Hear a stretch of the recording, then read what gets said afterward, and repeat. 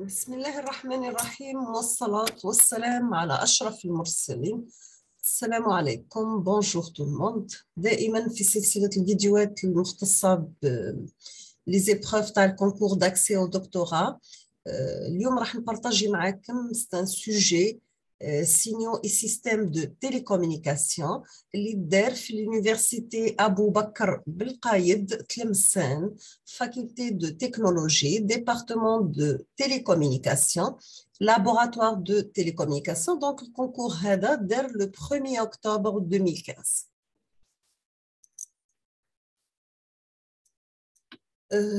نرجعوا l'épreuve تاع الكونكور. كانت l'option هذا de ces signaux et systèmes de télécommunication.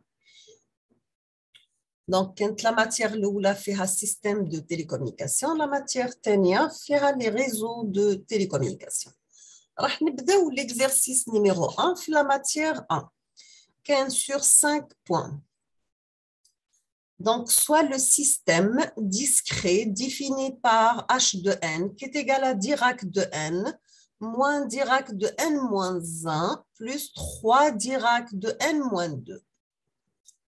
On applique à l'entrée de ce système un signal x de n de la forme x de n qui est égal à moins 1 à la puissance n pour n compris entre 0 et 2 et 0 ailleurs. On vous demande d'écrire x de n à l'aide de ces échantillons, puis à l'aide d'un graphe. Deuxièmement, déterminer y de n par deux méthodes différentes. Donc, on a x de n qui est à l'entrée ou on a h de n. Donc, il مطلوب منا y de n.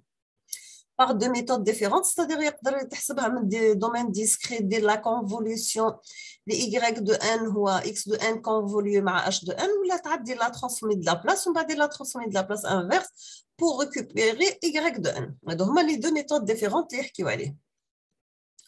Donnez le type du système et expliquez pourquoi. D'accord? نعاودوا l'exercice numéro 1 rapidement. Soit le système discret défini par h de n qui est égal à Dirac de n moins Dirac de n moins 1 plus 3 Dirac de n moins 2. On applique à l'entrée de ce système un signal x de n de la forme x de n égale à moins 1 la puissance n pour n compris entre 0 et 2, 0 ailleurs.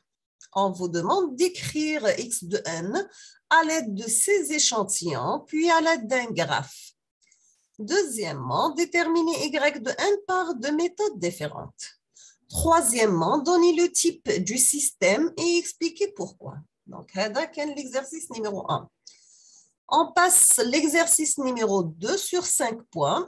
Donc, toujours matière 1, 2. Donc, vous avez un réflecteur parabolioïdal A pour diamètre D égale à 3,66 mètres et un angle d'ouverture de 2 phi 0 égale à 140 degrés. Nous avons la fréquence d'utilisation, elle est de 11,7 GHz. La puissance que rayonne sa source primaire par rapport à l'unité d'angle solide est de la forme K de phi égale à 2 cosinus cube phi. Nous avons phi compris entre moins pi sur 2 et plus pi sur 2.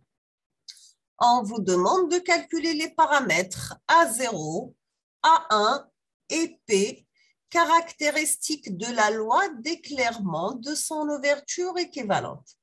Donc, vous avez un réflecteur à un diamètre D égale à 3,66 mètres, un angle d'ouverture de phi 0 égale à 140 degrés, la fréquence d'utilisation elle est 11,7 GHz, une puissance qui rayonne sa source primaire de la forme, K de phi égale à 2 cosinus cube de phi, phi compris entre moins pi sur 2 et plus pi sur 2. Première question, c'est bien calculer les paramètres A0, A1 et pi, caractéristiques de la loi d'éclairement de son ouverture équivalente. Deuxièmement, en déduire le facteur de gain et le gain de ce réflecteur en décibels. Troisièmement, calculer le rendement du paraboloïde. On suppose que le rendement de la source primaire est de 100%. Quatrièmement, en déduire le facteur de gain et le gain de l'antenne paraboloïde en décibels. Maintenant, on passe l'exercice 1 pour la deuxième matière. Donc, vous avez une figure qui représente un réseau IP, où les RI sont des routeurs exécutant l'algorithme de routage OSPF, c'est-à-dire Open Shortest Path First, où les NI sont des réseaux locaux Ethernet. Nous avons une interface de routage R1 vers le réseau N1 et noté R11, c'est-à-dire le routage R1 vers le réseau N1, noté R11. L'interface de routage R1 vers le réseau R2 est notée R12. Vous utilisez la même notation pour les interfaces de différents routeurs. Donc, vous avez dans cette figure 4 routeurs, R1, R2, R3 et R4, qui sont reliés à des nœuds ou bien des réseaux, le réseau numéro 1, le réseau numéro 2, le réseau numéro 3 et le réseau numéro 4. Donc, pour adresser ce réseau, on dispose de l'adresse 192.168.10.0/24. On vous demande la première question. Donnez un plan d'adressage qui permettra d'avoir le plus de machines possible dans le réseau N4, en considérant que le réseau N1 et N2 et N3 contiendront au maximum 35, 10 et 25 machines, c'est-à-dire le réseau N1 a 35 machines, le réseau N2 a 10 machines, le réseau N3 a 25 machines, c'est-à-dire quel est le nombre le réseau numéro 4. Bien sûr, respectivement, précisez les sous-réseaux de chaque LAN, Local Area Network, et les adresses de masque de chaque interface de routeur, ainsi que le nombre de machines que peut contenir N4, le réseau numéro 4. Deuxième question, quelle adresse IP destination une machine du réseau N1 doit-elle utiliser pour atteindre toutes les autres machines de son LAN? Troisième question, donnez la base d'état des liens OSPH de R1, en déduire la table de routage de R1. C'est bon, on a terminé la troisième question, on passe à la quatrième. On suppose que le lien entre R3 et R4 est coupé. Comment R3, le routeur numéro 3 et le routeur numéro 4 peuvent-ils détecter la coupure? Cinquième question, suite à cette coupure, quels sont les messages reçus et envoyés par le routeur R1? Donnez les changements de la table de routage de R1. On passe l'exercice numéro 2 sur 5 points, deuxième matière.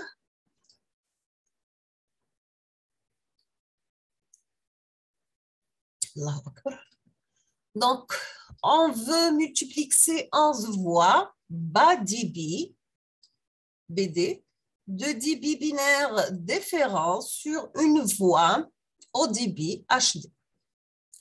Le mode de multiplexage choisi est le multiplexage temporel par caractère. Nous avons les lignes BD fonctionnent en mode asynchrone et transmettent des caractères à 8 bits plus un start plus un stop. Les différentes voies BD à multiplexer correspondent à 4 lignes à 300 bits par seconde, 5 lignes à 600 bits par seconde, 2 lignes à 1200 bits par seconde.